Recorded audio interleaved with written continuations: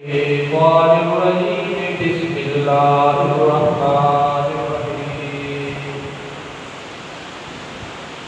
فإن آمنوا بمثل ما آمنتم به فقد اهتدوا وإن تولوا فإنما هم في شقاق فسيكفيكهم الله وهو السميع العليم صبغة الله ومن أحسن من الله صبغة ونحن له عابدون. اللہ تبارک و تعالی نے صحابہ کرام کو ایمان کا معیار قرار دیا اور اس معیار کے لیے قرآن کریم میں یہ ارشاد فرمایا کہ فَإِنْ آمَنُوا بِمِثْلِ مَا آمَنْتُم بِهِ فَقَدْ اهْتَدَوْا، جس پر تفصیل گزشتہ 3 بیانات میں گزر چکی ہے۔ آگے ان لوگوں کا تذکرہ ہے جو اس راہ کو چھوڑ دیتے ہیں، تو اس کے لیے ارشاد ہے وَإِنْ تَوَلَّوْا فَإِنَّمَا هُمْ فِي شِقَاقٍ، اگر کوئی ایسا ایمان نہیں لاتا تو وہ ان کا مخالف ہے، وہ گمراہ ہے، وہ پذرا ہے۔ اور اہل ایمان کو تسلی دی فَسَيَكْفِيكُمُ اللَّهُ، کہ تمہارے لیے تمہارا اللہ کافی ہے، تمہارے لیے تمہارا اللہ کافی ہے۔ وَهُوَ السَّمِيعُ الْعَلِيمُ، یہ 2 صفات ہیں اللہ کے، سمیع سننے والا ہے اور علیم جاننے والا ہے۔ فَسَيَكْفِيكُمُ، اللہ تمہارے لیے کافی ہے۔ اور اہل ایمان ہے ہمیشہ ان کی نظر کس پر ہوتی ہے؟ اللہ پر۔ اور یہی کم و بیش اوالات انبیاء علیہ السلام کا درس رہا ہے کہ آپ اپنی نگاہیں سارے عالم سے ہٹا کر ایک تنہا اللہ کی ذات پر لگا لیں۔ جب آپ کے سامنے کوئی صحابہ کو معیار ایمان نہیں مانتا تو وہ راہ اعتدال اور راہ حق سے پھر چکا ہے، اب وہ اس راہ پر نہیں ہے جس راہ کے لیے اللہ نے چلنے کا حکم دیا ہے۔ تو اب تم اسے کہو فَسَيَكْفِيكُمُ اللَّهُ، ہمارے لیے ہمارا اللہ کافی ہے۔ وَهُوَ السَّمِيعُ الْعَلِيمُ، وہ سننے والا اور جاننے والا ہے۔ 2 اللہ کے بڑے میٹھے نام ہیں، سمیع علیم۔ سماع سننا اور جاننا، ایک ہے سننا اور ایک ہے جاننا۔ سننا اس کو کہتے ہیں کہ آپ جو زبان سے بول رہے ہیں اس کو کوئی سن رہا ہے، اور جاننا اس کو کہتے ہیں کہ بولنے والے کے دل کے راز کو بھی جان رہا ہے۔ تو جو ہے سمیع زبان سے بولنے والے کو سننا، اور علیم دل کے راز کو بھی جاننا۔ دیکھو آپ، ہم بولتے ہیں، بہت سارے لوگ بولتے ہیں تو وہ بولنے والے سچ بھی بولتے ہیں اور جھوٹ بھی بولتے ہیں۔ ایسا ہوتا ہے کہ نہیں ہوتا کہ بولنے والا سچ بھی بول رہا ہے اور جھوٹ بھی بول رہا ہے، اور سننے والا اس کے آنسوؤں کو بھی دیکھ رہا ہے، اس کی زبان سے نکلنے والے الفاظ کو بھی سن رہا ہے، اور وہ اس کے اوپر یقین کر لیتا ہے کہ اس کی آنکھوں سے نکلنے والا آنسو یہ مظلوم ہوگا اور یہ سچ کہہ رہا ہوگا۔ لیکن یہ ضروری نہیں ہے کہ ہر رونے والا، ہر آنسو بہانے والا سچ کہہ رہا ہو۔ تو آپ کیا کرتے ہیں کہ اس کے ظاہری رونے دھونے پر یقین کر لیتے ہیں، ظاہری اس کی بات کو سنتے ہیں اور اس پر اعتماد کر لیتے ہیں۔ اس لیے اللہ نے کہا میں سنتا بھی ہوں اور جانتا بھی ہوں۔ یہ نہیں ہے کہ کوئی میرے سامنے آ کر فریاد کرے اور اس کے دل کے رازوں سے میں واقف نہ ہوں۔ علیم بذات الصدور، دل میں کوئی کیا راز چھپا کے آتا ہے اور ہمیں پتہ نہیں چلتا۔ وہ اپنے آپ کو مظلوم ثابت کرنے کے لیے روتا روتا قسمیں اٹھاتا پھرتا ہے، لیکن ہمارے اوپر انکشاف نہیں ہوتا کہ صاحب کے دل کے راز کیا ہے۔ اور اللہ کیسی ذات ہے، جب اس کے سامنے کوئی روتا ہے، کوئی پکارتا ہے، تو وہ اس کے دل کے راز سے بھی واقف ہوتا ہے، زبان کی فریاد سے بھی واقف ہوتا ہے۔ اب یہ مقام کسی اور کو حاصل ہے؟ یہ ہے اصل عقیدہ توحید کہ اللہ کی صفات اور اللہ کی ذات میں کوئی شریک نہیں ہے، وہ تنہا ہے، ابتدا سے انتہا تک اس کے ساتھ کوئی شریک نہیں۔ بولو اس کے ساتھ کوئی شریک نہیں۔ اب ساری دنیا روئے، وہ تنہا سننے کی طاقت رکھتا ہے، اور صرف تنہا سننے کی نہیں بلکہ ان کے رونے کی وجہ کو بھی جانتا ہے کہ اندر کی وجہ کیا ہے۔ اس لیے سمیع علیم، تو اللہ کہتا ہے کہ فَسَيَكْفِيكَهُمُ اللَّهُ، تمہارے لیے میں کافی ہوں، تمہیں پریشان ہونے کی ضرورت نہیں ہے۔ تمہارا ایمان کس پر ہونا چاہیے؟ تھوڑے یا زیادہ کو نہ دیکھو، آپ کثرت کی طرف نہ جاؤ، برکت کی طرف جاؤ، اور اپنے رب پر ایمان اتنا مضبوط رکھو کہ جیسے پیغمبر کے صحابہ نے بدر کے میدان میں رکھا، تھوڑے سے تھے تعداد میں، لیکن اللہ کے نبی نے کہا ہمارے لیے اللہ کافی ہے۔ اور غار میں جب ابو بکر صدیق نے فرمایا یا رسول اللہ دشمن تو غار کے منہ پہ پہنچ چکا ہے، تو اللہ کے نبی نے کیا فرمایا؟ صدیق گھبرانے کی ضرورت نہیں ہے، ہمارے لیے ہمارا اللہ کافی ہے، ہم دو ہیں اور تیسرا کون ہے؟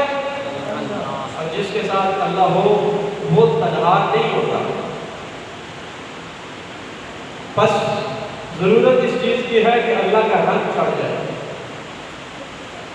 اور اللہ کا جو خوف اور اللہ کی جو محبت ہے وہ ہمارے دلوں میں رچ بس ہے۔ آج کا مسلمان اللہ سے محبت نہیں کر رہا، اللہ سے محبت نہیں، آپ اللہ سے محبت کرتے ہیں کیسے؟ ہم اللہ سے محبت کر رہے ہیں، ہمیں تو ہے، لیکن اللہ سے ہمیں محبت نہیں ہے۔ اگر اللہ سے محبت ہو تو ہم اللہ کے کاموں میں لگ جائیں۔ اللہ سے کہتے ہیں ہم محبت کرتے ہیں، یا رسول اللہ صلی اللہ علیہ وسلم سے ہم محبت کرتے ہیں، لیکن جو کام اللہ نے بتائے ہیں وہ کام ہم نہیں کرتے۔ کیوں؟ یہ محبت جو کوئی نہیں۔ اب اللہ سے اگر محبت ہو، میں اس کی مثال یوں دیتا ہوں کہ جب کسی کو کسی سے عشق ہو جاتا ہے، عشق کا دور ہے، کسی کو کسی سے محبت ہو جائے، کسی نوجوان لڑکے کو دیکھو وہ کسی لڑکی سے محبت کر بیٹھا ہو اور اس کو دل دے بیٹھا ہو، تو اس کی حالت کیا ہوتی ہے؟ میں ایسے عاشقوں کو جانتا ہوں، میرے پاس بہت کیس آتے ہیں ایسے عاشق، وہ مچھلی کی طرح تڑپ رہے ہوتے ہیں، کچھ ہو جائے ایک کال پر بات ہو جائے، ان کے دل کی کیفیت سبحان مچل رہا ہے، مچھلی کی طرح تڑپ رہا ہے، کیا اتنا فتور ہو گیا یا کیا ہو گیا کہ آپ کو اتنی ہمت مردہ مدد خدا، بس ہمت مرد ہار گیا کس پہ؟ ایک فانی پہ جو فنا ہونے والا ہے، جس کے چہرے کے یہ خوبصورتی چند دنوں کے بعد کیڑے کھائیں گے، لیکن ظاہری عشق میں گرفتار ہوا، تو بس سب کچھ ہار بیٹھا، مال دولت عزت شہرت سب کچھ ایک عورت پہ فدا کر دیتے۔ یہ کوئی عشق کرنے کی چیز ہے؟ یہ تو عشق مجازی ہے۔ اور عشق حقیقی کیا ہے؟ اللہ سے محبت ہو اور اللہ کے حبیب سرور کونین صلی اللہ علیہ وسلم سے محبت ہو۔ یہ جو ظاہری عاشق ہے نا، ان کے بارے میں کسی نے کہا کہ چند دن کا عشق ہے اور اس کے بعد کا نقشہ کھینچا، کمر جھک کے مثل کمانی ہوئی، کوئی نانا ہوا کوئی نانی ہوئی، اور بالوں پہ غالب سفیدی ہوئی، کوئی دادا ہوا کوئی دادی ہوئی۔ چند دن کے بعد تمہارے چہرے پہ وہ حسن زائل ہو جائے گا، چھائیاں پڑ جائیں گی اور سلوٹیں پڑ جائیں گی۔ وہی چہرہ جس پر تم مر مٹنے کو تیار تھے، آج اس کو دیکھنے کا بھی دل نہیں کرتا۔ تو یہ تو فانی عشق ہے، اس پر اپنے آپ کو برباد مت کرو۔ حسن ظاہر میں اگر تو جائے گا، یاد رکھنا نام پھر دھوکہ کھائے گا۔ یہ جو ظاہری عمارت کھڑی ہے، یہ ایک موت کا جھونکا آئے گا، پھر یہ ٹوٹ کر بدن خاک میں مل جائے گا۔ یہ عشق کا مقام نہیں ہے۔ اب اللہ سے محبت ہو تو پھر ایسے توڑتے۔ ایک اللہ والے کہتے ہیں کہ مجھے اللہ سے محبت ہوتی ہے اور میں اللہ کی محبت میں تڑپتا رہتا ہوں، اور جب کوئی مجازی معشوقہ میرے سامنے آتی ہے اور میرا دل مچلتا ہے تو میں موم بتی جلا کے اپنے پاس رکھتا ہوں اور اپنی انگلی کو اس کے اوپر گرم کرتا ہوں، اور پھر میں اپنے آپ کو کہتا ہوں کہ ظالم دیکھ، تو فانی عشق میں تڑپ رہا ہے اور انجام سے ناواقف ہے۔ اگر موم بتی کی آگ تیری انگلی برداشت نہیں کر سکتی تو جہنم کی آگ تیرا جسم کیسے برداشت کرے؟ تو میں یوں اپنے نفس کو سزا دیتا ہوں۔ صبغت اللہ کا رنگ چڑھ جائے۔ اللہ کی محبت کیا ہے؟ کہ اللہ کا رنگ چڑھ جائے۔ اب اللہ کا رنگ کیسے چڑھے گا؟ گھر میں بیٹھے ہوئے یہ رنگ نہیں چڑھے گا، نہ تو رسول اللہ صلی اللہ علیہ وسلم کا رنگ اور نہ اللہ کا رنگ، ایسے نہیں نصیب ہوتا۔ حضرت تھانوی رحمۃ اللہ تعالیٰ علیہ نے 3 تجاویز پیش فرمائی کہ اللہ کا رنگ تمہیں کیسے چڑھے گا، تم اللہ کی محبت میں کیسے آؤ گے اور اللہ کی محبت تمہارے دل میں کیسے آئے گی۔ فرمایا کبھی تنہائی میں بیٹھ کر اللہ کی نعمتوں کو یاد کرنا، اللہ کی جو دی ہوئی نعمتیں ہیں ان کے تذکرے کو کرتے رہنا۔ آپ نے بچپن دیکھا، جوانی دیکھی، یا بڑھاپا آ گیا، تو آپ نے ایک دور گزارا ہے، اللہ کی بے شمار نعمتیں آپ کے اوپر ہوئی ہیں، اب ان کا تذکرہ کریں تنہائی میں بیٹھ کر۔ وہ اپنے بچپن کو یاد کریں کہ جس زمانے میں قمیض ہوتی تھی تو شلوار نہیں ہوتی تھی، کپڑوں کا پرانے لوگ بتاتے ہیں کہ وہ کہیں کوچی ہوتا تھا، سال میں ایک دفعہ جوتی سلائی کرتے تھے۔ بڑے مشکل دور سے گزرے ہیں۔ یہ جو نعمتیں آج ہیں یہ اس زمانے میں نہیں تھی۔ پیادل سفر تھا، نہ ہوائی جہاز تھے اور نہ اس طرح فراٹیں بھرتی ہوئی ایکسل لائی اور جیل لائی اور قرآن گاڑیاں تھی۔ اب تو گھنٹوں کے سفر منٹوں میں طے ہونے لگے۔ کبھی تنہائی میں بیٹھ کر بندہ سوچے کہ ہم صبح کو چلتے تھے، شام کو کہیں پہنچتے تھے، یا اللہ تیرا کتنا بڑا شکر ہے کہ اب بھی ہم وہی علاقے ہیں، لیکن سفر کتنا آسان ہو گیا کہ اب ہم گھنٹوں کا سفر منٹوں میں طے کرتے ہیں۔ تو یہ نعمتیں کس نے عطا کی؟ اللہ نے۔ حضرت تھانوی رحمۃ اللہ فرماتے ہیں کہ اللہ کی نعمتوں کا یاد کر کے تنہائی میں بیٹھ کر یاد کرنا، اور جو اللہ کی نعمتوں کو آپ یاد کرتے جائیں گے تو اللہ کی محبت آپ کے دل میں پیدا ہوگی۔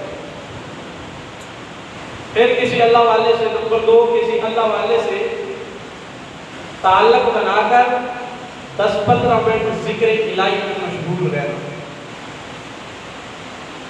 ذکر ہم نہیں کرتے نا، ذکر نہیں ہوتا، جبکہ ہر چیز کا ذکر اس کی محبت پیدا کرتا ہے. اب جن کے سامنے دنیا کا ذکر ہوتا ہے تو دیکھو دنیا کی محبت کیسے پیدا ہوتی ہے. جو آپ کے سامنے دنیا کی سہولیات کا ذکر آتا ہے، ترقی کا ذکر آتا ہے اور اس کے اہتمام کا ذکر آتا ہے تو آپ کے دل میں بھی پیدا ہوتا ہے کہ ایسی نعمتیں اور ایسی چیزیں میرے پاس بھی ہونی چاہیے.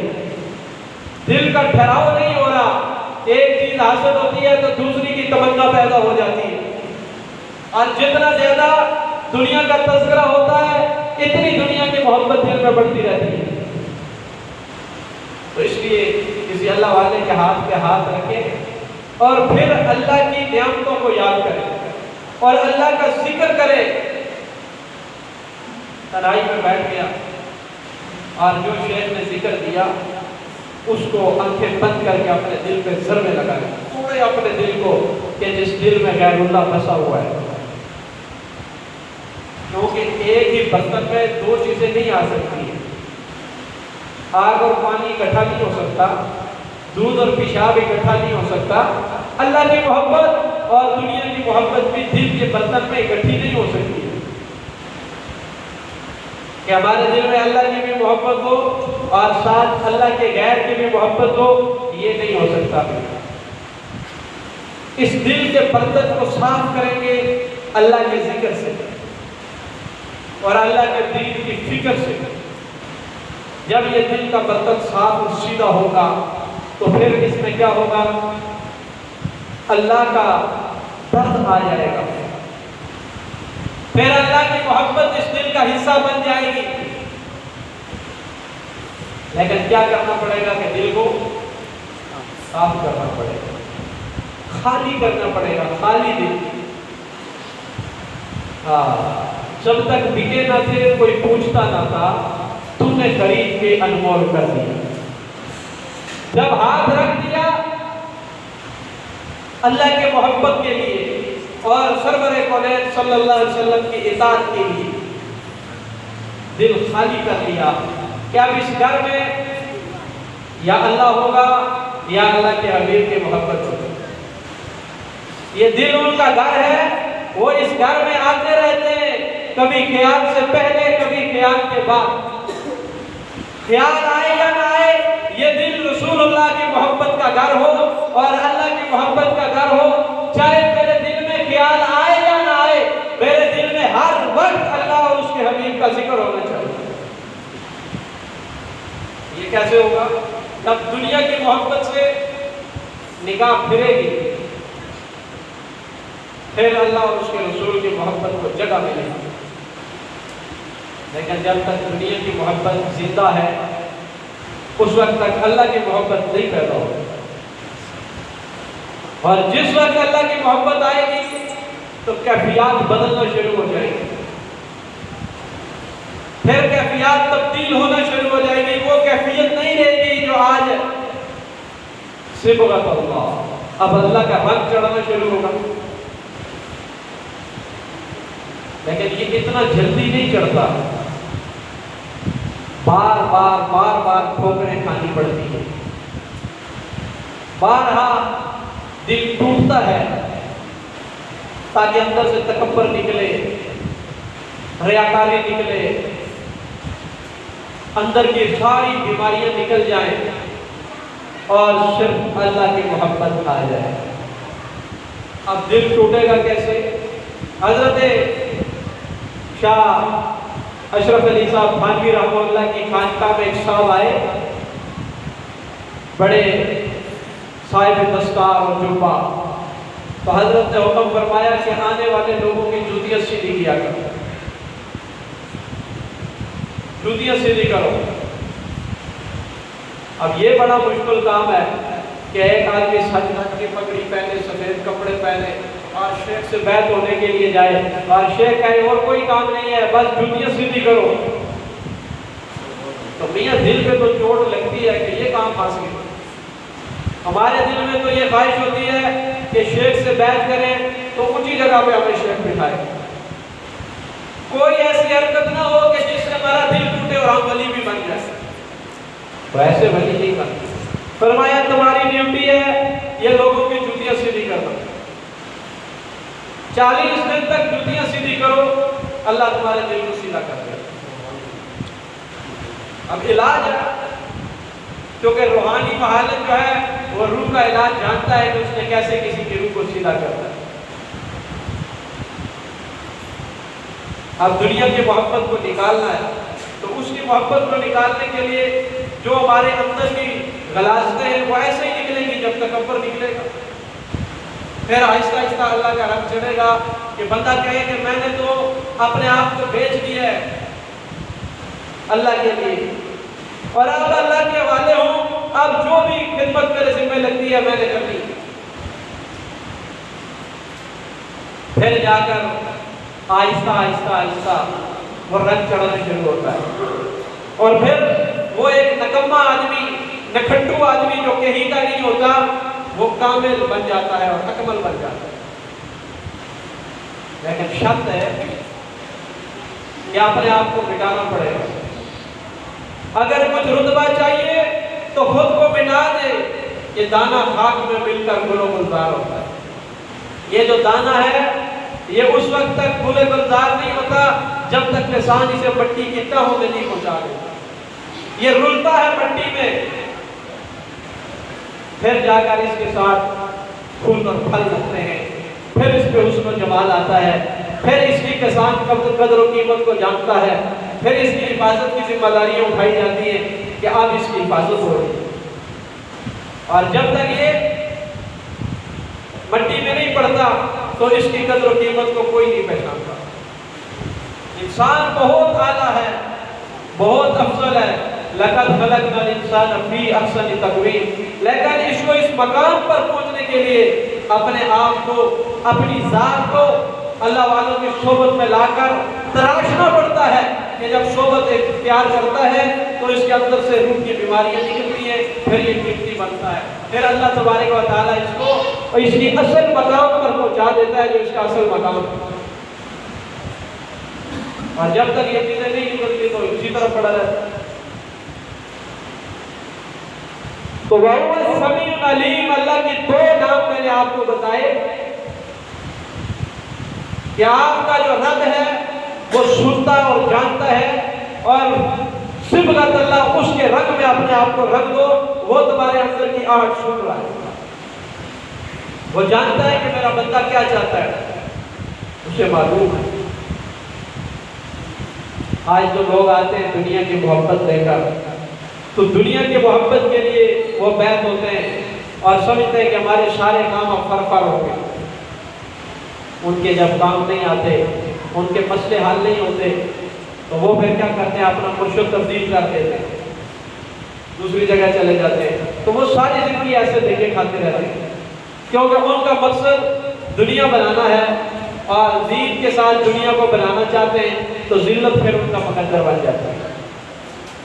اور جب کوئی اپنے آپ کو دین کے لیے پیش کرتا ہے اور سب کچھ قربان کرتا ہے، جیسے حضرت ابو بکر صدیق نے کیا اور صحابہ اکرام نے کیا، اللہ نے پھر ان کو کیسے گھروں سے نکالا، یعنی گویا کہ دانہ خاک میں مل گیا کہ وہ عزت، وہ احترام، وہ شہرت سب کچھ خاک میں مل گئی، کپڑے بھی اتر گئے، ٹاٹ کے لباس پہنے، کچھ بھی نہ بچا، لیکن کچھ عرصے کے بعد اس دانے کے ساتھ گل و گلزار ایسے ہوا کہ وہی جنہیں مکہ سے ہجرت کرنی پڑی، جن کے دربار چھین لیے گئے، آج وہ مکے کے اوپر اپنا تخت دکھا کے بیٹھے ہیں اور وہاں کے حکمران ہیں۔ جنہوں نے سب کچھ لٹایا، اللہ نے سب کچھ انہیں واپس کر دیا۔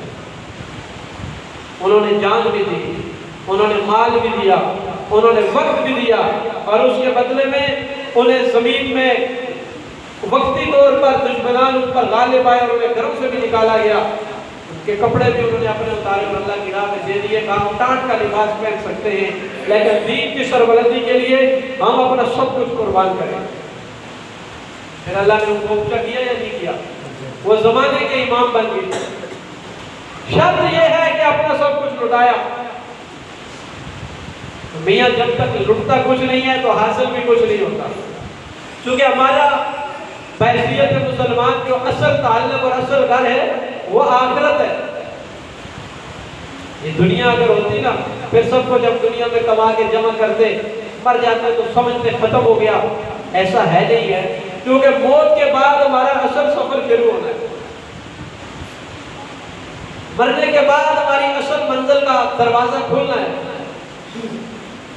اور وہاں کمائی کے دروازے بند ہو جانے ہیں. جو پاس جیب خرچ ہے وہ اس میں استعمال ہو, کمائی ساری ادھر ہی ہے. اب جس نے دنیا کمائی وہ دنیا میں چھوڑ کے چلا گیا, اور جس نے آخرت کمائی اس کے لیے راہ سفر موجود ہے. آپ مرضی اپنی ہے کہ ساری دنیا ہی کماتے رہے کہ ساتھ آخرت بھی بناتے رہے. کیا کیا ہے, صرف دنیا کمائیں گے یا آخرت بھی کمائیں گے؟ یہ سوچ لو. وقت بہت تھوڑا ہے, آنکھیں بند ہونے کی دیر ہے, اور یہ کوئی پتہ نہیں کہ کس وقت آنکھیں بند ہو جائیں. پتہ نہیں ہم اللہ کے رنگ میں رنگے بھی یا نہ, پہلے ہی چلے جائیں. تو دیر کس بات کی ہے جب ہم نے سفر پہ نکلنا ہی ہے, اور کسی وقت بھی بلاوا آنا ہے. کوئی وقت مقرر نہیں ہے, کسی وقت اچانک آواز آ جائے گی چل بھائی گاڑی تیار ہے. اس کو شاعر کہتا ہے آتے ہوئے اذان ہوئی جاتے ہوئے نماز, اتنے قلیل وقت میں آئے اور چلے گئے. جب تم آئے دنیا میں تو تمہارے کانوں میں اذان اور اقامت پڑ دی گئی, اب تو صرف نماز باقی ہے. وہ تھوڑا وقت لے کر آئے, وہ تھوڑا سا وقت. اس تھوڑے سے وقت میں سارا کچھ کر کے جانا ہے, نہ ختم ہونے والے وقت کے لیے. اور آنکھوں کے اوپر اتنا بڑا پردہ کہ اس وقت کی فکر ہی نہیں ہے جب روح کو جسم سے نکال دیا جائے گا. پوچھا گیا یا رسول اللہ موت کا حوال کیا ہے اور موت کیسے آئے گی؟ مثال دی گئی کہ موت ایسے آئے گی کہ ایک خاردار جھاڑیاں ہو, ان پہ ایک ریشمی کپڑا پھینکو اور پھر ایک سرے سے اسے پکڑ کر کھینچو. جس طرح وہ کپڑا تار تار ہو جاتا ہے, اس طرح موت کے وقت آدمی کے جسم کا انگ انگ توڑ دیا جاتا ہے. کوئی معمولی بات نہیں ہے, اور جس کو ہم نے بالکل مذاق سمجھا ہوا ہے, اور جس جہاں اور جس دنیا پہ ہم آباد ہیں, اس نے تو ہمارے ساتھ ایک لمحہ بھی وفا نہیں کرے. اصل گھر کی طرف توجہ ہی نہیں کی. کیا خیال ہے؟ آئے تھے چمن میں سیر گلشن کر چلے, سنبھال مالی باغ اپنا ہم تو اپنے گھر چلے. یہ ہمارا گھر نہیں تھا. یہاں تو لاکھوں کروڑوں آئے, کسی کے ساتھ بھی اس جہاں نے وفا نہ کی, اور سارے یہاں سے واپس چلے گئے. جنہوں نے اس دھرتی کے چپے چپے کو, اس دھرتی کو فتح کیا, وہ چنگیز خان بھی آ کر میں ساری دنیا کے حکیموں کو جمع کرتا ہے اور کہتا ہے کوئی ایسا نسخہ دے دو کہ میری زندگی بڑھ جائے. کوئی ایسا نسخہ دو, کوئی ایسا نسخہ ہمیں دو کہ تاکہ زندگی بڑھ جائے. میں نے تو انسانوں کی کھوپڑیوں کے مینار بنائے, اور میں یہ سمجھتا تھا کہ سدا بہار ہوں, لیکن اب مجھے لگ رہا ہے کہ موت میرے بھی قریب آ گئی. سب نے کہا خاقان اعظم ہر بیماری کا علاج ہے, لیکن موت کا علاج کوئی نہیں. سکندر اعظم نے بھی ساری دنیا کو فتح کیا, اور جب جانے لگا تو بے حسی اور بے مروتی کی زندگی مر کے چلا گیا, اور وصیت کر گیا کہ میرا ہاتھ جو ہے وہ کفن سے باہر نکال دیا. کفن سے ہاتھ کو باہر نکال دو تاکہ آنے والے لوگوں کو یہ نشان مل جائے کہ سکندر جو ساری دنیا پہ حکمران تھا, وہ جب دنیا سے گیا تو دونوں ہاتھ خالی تھے. اجڑ گیا وہ باغ جس کے ہزاروں مالک تھے, سکندر جب دنیا سے گیا تو دونوں ہاتھ خالی تھے, کچھ بھی نہیں. نہ تو آج سونے کا کفن ہے, نہ تو چاندی کی قبر ہے, وہی مٹی ہے اور وہی سفید لباس ہے, اور کوئی آج پوچھنے والا نہیں ہے. آج لوگ یہی کہہ رہے ہیں جلدی کرو, آج وقت ہو گیا ہے, ڈیڈ باڈی کو نکالو, لاش کو نکالو. آج کوئی نہیں کہتا کہ وزیر اعظم کا جنازہ ہے, آج کوئی نہیں کہتا کہ ناظم صاحب کا جنازہ ہے. گھر والے بھی کہتے ہیں لاش سے ڈر لگ رہا ہے, اب جلدی کرو, اس کو نکالو. تو میاں کس چیز کی محبت ہم دل میں لے کر اس پر سانپ بن کے بیٹھتے ہیں؟ اس قبر کی فکر، اس حشر کی فکر، اس دین کی فکر جس کی عالی محنت کے لیے اللہ نے ہمیں بھیجا۔ وَمَا خَلَقْتُ الْجِنَّ وَالْإِنسَ إِلَّا لِيَعْبُدُونِ، ہمارا آنا اس لیے تھا کہ ہم اللہ کی عبادت میں لگ جائیں، ہم اللہ کے کاموں میں لگے، اللہ ہمارے کاموں میں لگ جائے گا، اور ہم اللہ کے کاموں کو چھوڑ دیں گے، اللہ ہماری قبائل سے ہاتھ اٹھا لے گا۔ چلو بات کرو، تو کیا کرنا ہے؟ اللہ سے محبت کرنی ہے یا نہیں کرنی ہے؟ اللہ کے دین کے لیے، قرآن و سنت کے حیا کے لیے، غلبہ اسلام کے لیے محنت کریں گے یا نہیں کریں گے؟ کریں گے پکی بات ہے، انشاءاللہ داڑھی رکھیں گے۔ اب دیکھو ربیع الاول آ رہا ہے، سرکار دو عالم کی ولادت باصحادت اور دنیا سے رحلت کا مہینہ ہے۔ ہم ہر سال اس مہینے کو گزارتے ہیں، لیکن ہم اپنے اندر کوئی تبدیلی نہیں لاتے، بلکہ وہی تبدیلی جو پاکستان میں آئی، ہماری بھی وہی تبدیلی، جھوٹی تبدیلی کے ہم طلبگار ہیں، سچی تبدیلی ہم اپنے اندر نہیں لاتے۔ تو کیا خیال ہے، عمران خان والی تبدیلی چاہیے یا مدینے والی تبدیلی؟ اونچا بولو۔ اصل تبدیلی وہی ہے جو سرکار دو عالم مدینے میں لے کر آئے۔ ہم کسی جماعت، کسی گروہ، کسی بھی تنظیم کا حصہ ہو، لیکن سرکار دو عالم سے پیچھے پیچھے سب ہونا چاہیے۔ آپ سے آگے کوئی بھی نہیں ہے، سب سے آگے کون ہے؟ بولو بھائی، سب سے پہلے کون ہے؟ اور اللہ کے بعد حضرت محمد صلی اللہ علیہ وسلم، لا الہ الا اللہ محمد رسول اللہ۔ اور ہم مسلمان ہیں، ہمیں اس پر کبھی کمپرومائز نہیں کرنی چاہیے۔ ہم اللہ کے لیے اور اللہ کے حبیب کے لیے سب کچھ قربان کر دیں، لیکن کسی کے لیے نہ اللہ کا دامن چھوڑے، نہ اللہ کے نبی کا دامن چھوڑے۔ یہ ہمارا ایمان ہونا چاہیے۔ اللہ کریم سے دعا ہے کہ اللہ ہمیں عمل کی توفیق عطا فرمائے۔